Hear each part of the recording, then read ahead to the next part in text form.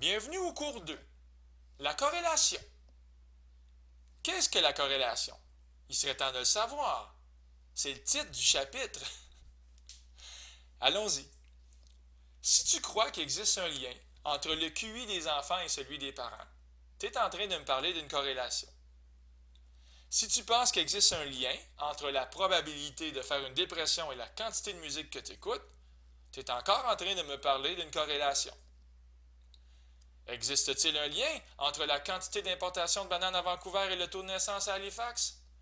Peut-être. À ce moment-là, tu es encore en train de me parler d'une corrélation. Parce qu'une corrélation, c'est un lien entre deux variables. Pourquoi j'appelle ça des variables? Parce que le QI des enfants, ça change d'un enfant à l'autre. Le QI des parents, ça change, ça varie d'un parent à l'autre. Donc, j'appelle ça des variables. Et s'il y a un lien, j'appelle ça une corrélation. Les variables, je vous présente deux types de variables. La variable type quantitatif, comme dans quantité, comme dans nombre. Le salaire annuel varie d'une personne à l'autre, mais les valeurs de cette variable-là, qui s'appelle salaire, sont des nombres. Les valeurs de la variable nombre d'amis sur Facebook sont aussi des nombres. Donc, on dit des variables de type quantitatif. L'autre, de type qualitatif, c'est quand les valeurs, ce n'est pas des nombres. C'est quand c'est des couleurs. C'est comme j'aime, j'aime pas, oui ou non. Est-ce que je possède un rat? La possession d'un rat varie d'un individu à l'autre. Pour la plupart des gens, la valeur de la variable posséder un rat va être non.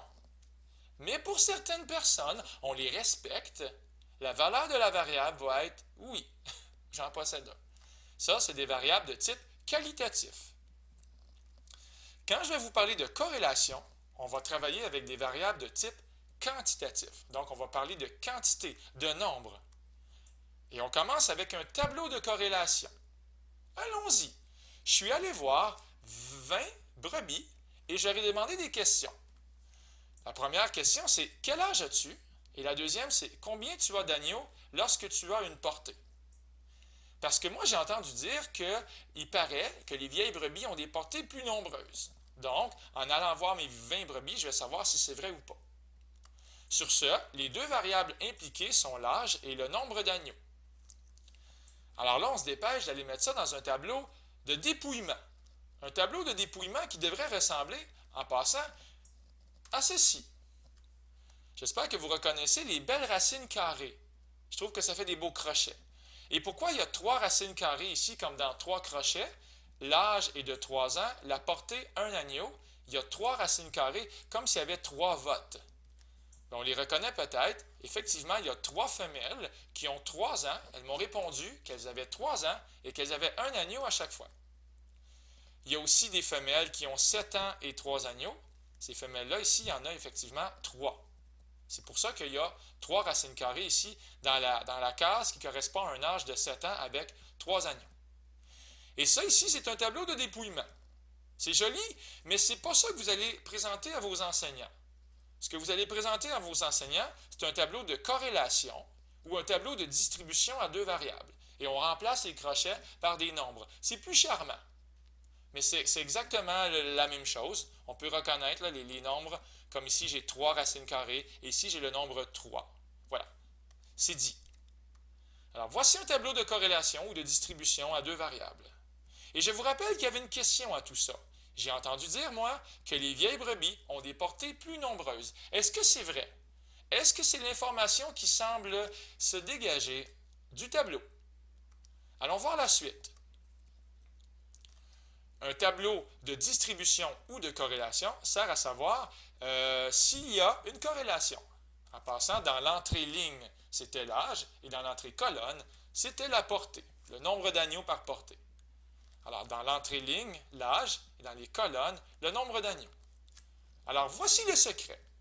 Une corrélation est visible s'il y a la présence d'une diagonale dans le tableau, et elle doit être assez visible.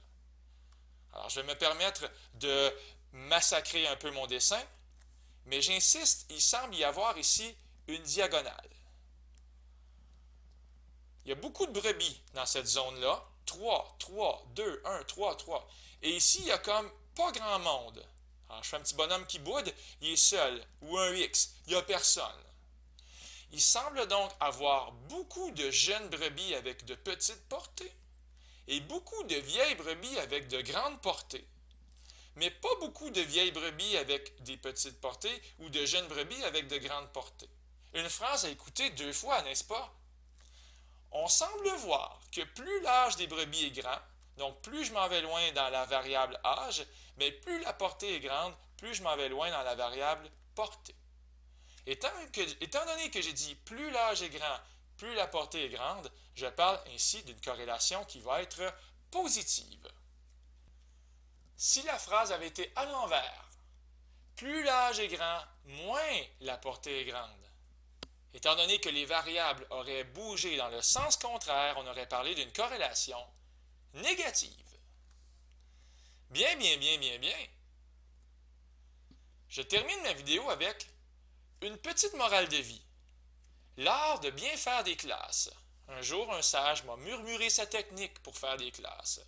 Alors, j'ai fait une étude pour savoir s'il y avait un lien entre le salaire annuel et la scolarité. Alors, je suis allé lire dans l'avenir de mes 20 élèves qui sont ici. Est-ce que c'est 20 élèves? Oui, j'ai 20 élèves.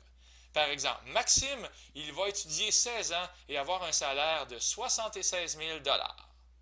Et ainsi de suite, jusqu'à Sean, qui va avoir une scolarité de 21 années et un salaire de 65 000 $. Est-ce qu'il y a un lien avec ces deux variables-là? Quoi de mieux qu'un tableau de corrélation pour faire la part des choses? Mais là, le problème, c'est qu'il faut faire des classes.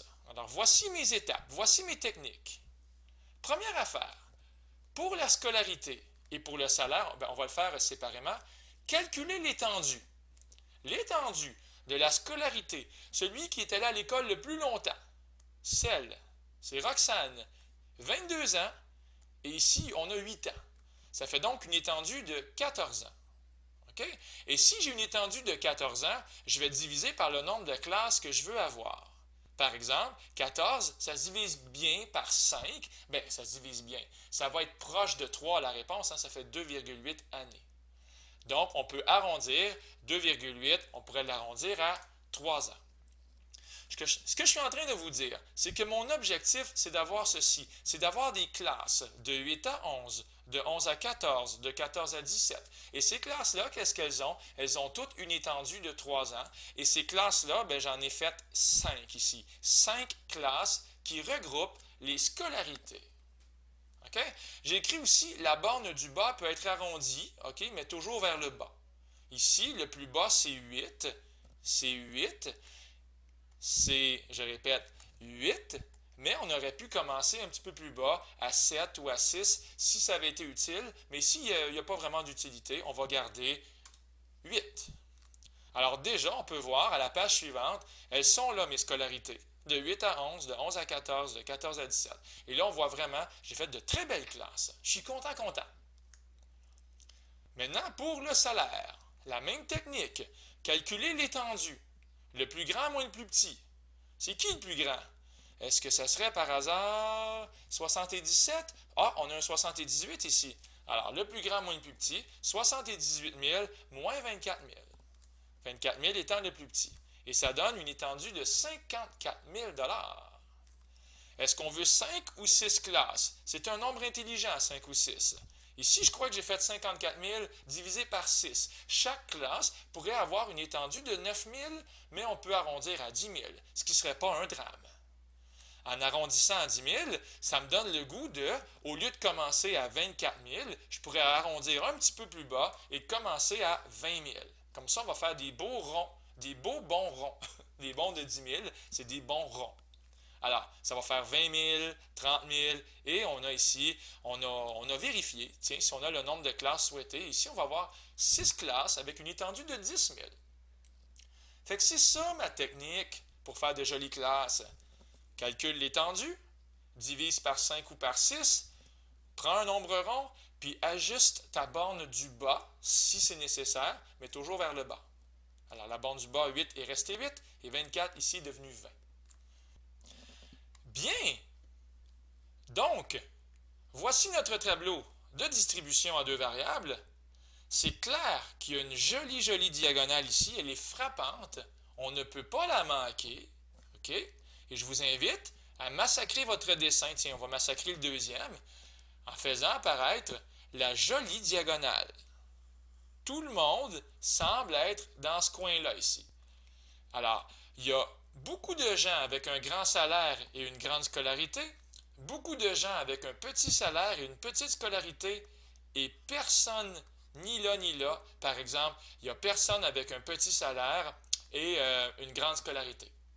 Alors ici, c'est clair, la diagonale, elle est frappante. Le tableau suggère une corrélation positive, je dirais une corrélation qui est même forte et positive. Plus il y a de la scolarité, donc on s'en va par là sur l'échelle de la scolarité, plus le salaire, ben, il va avec. Voilà. Alors, c'est ici une diagonale frappante. Et là, ben, je crois que c'est la fin du cours 2.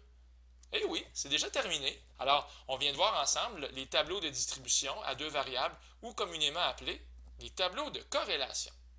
Au prochain cours, tiens, puisque c'est écrit ici, on va faire des nuages de points. On va donc plutôt travailler avec, je vous le montre, avec des graphiques, donc des nuages de points. C'était Luc Allard pour le Collège Sainte-Anne qui vous dit au revoir.